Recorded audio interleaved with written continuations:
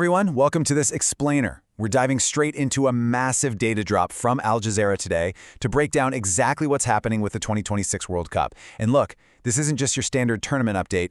We're talking about a total, unprecedented structural overhaul of the biggest sporting event on the planet. So let's cut right through the noise and get you a clear look at exactly what to expect. Here's how we're going to tackle this. First, we'll look at why this is the biggest tournament ever. Then, we'll meet the 48 teams. After that, we'll break down the new knockout format, dig into a pretty weird stadium naming quirk, and wrap up with the key dates and milestones. All right, part one, the biggest tournament ever. Let's get into the numbers. For the very first time in history, the field is expanding to a massive 48 competing nations. That's 16 entirely new slots added to the classic 32-team format we're also used to. It completely rewrites the landscape, basically blowing the doors wide open for nations that usually find themselves stuck on the outside looking in. And, well, because you're adding all those teams, the schedule absolutely balloons. We're looking at a literally exhausting 104 total matches.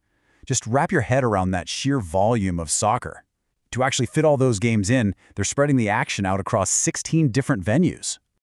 Plus, all of this intense, high-stakes action, it's going to be played out over a marathon 39 days. So yeah, this is no longer just a quick month-long sprint. It's a brutal test of absolute endurance for the players, the coaching staff, the host cities, and honestly, even for us fans trying to watch all 104 games.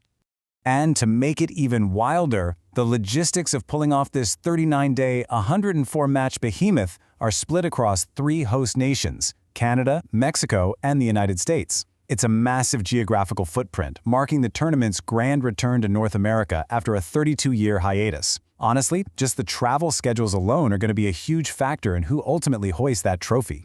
Moving on to Section 2, meet the 48 teams.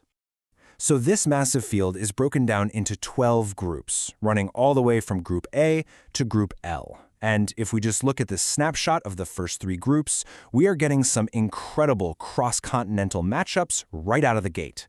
Take Group A. You've got host nation Mexico facing off against South Africa, the Korea Republic, and Czechia. Or look at Group C, where a powerhouse like Brazil is matched up with Morocco, Haiti, and Scotland. Seeing all these wildly different playstyles collide so early on is just going to be spectacular. And there's this incredible narrative contrast built right in. On one end, you have the reigning kings, Argentina, stepping up to defend their crown under the leadership of Lionel Messi.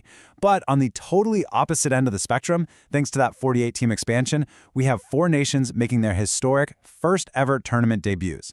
We're talking Cape Verde, Curacao, Jordan, and Uzbekistan. It's literally the ultimate David versus Goliath dynamic baked right into the DNA of the event. Okay, Section 3. The new knockout format. Let's see how you actually win this thing now.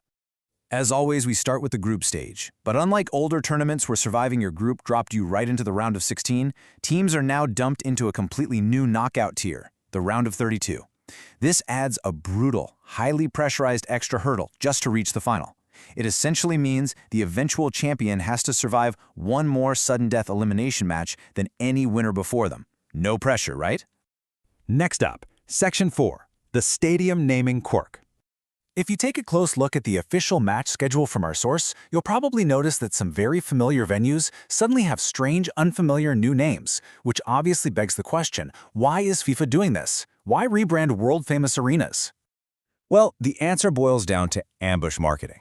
Basically, FIFA is actively trying to stop brands from associating with the event unless they've actually paid those hefty official sponsorship fees.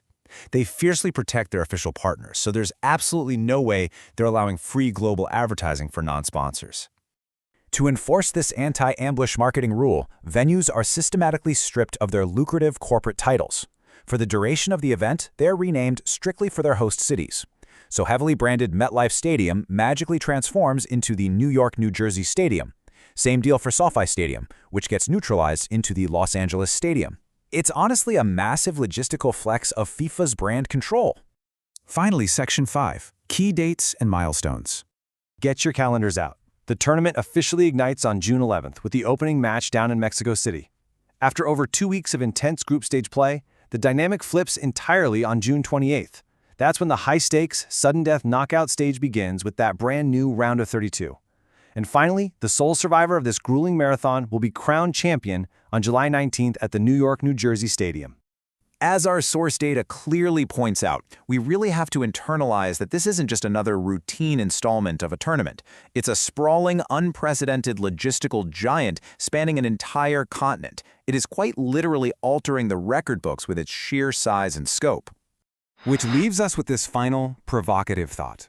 Will adding 16 new teams naturally dilute the overall talent pool and just result in a bunch of blowout matches?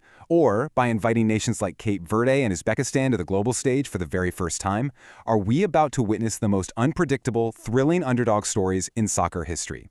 It's a fascinating question and one we'll finally get the answer to when the games begin. Thanks so much for joining me for this explainer. I'll catch you next time.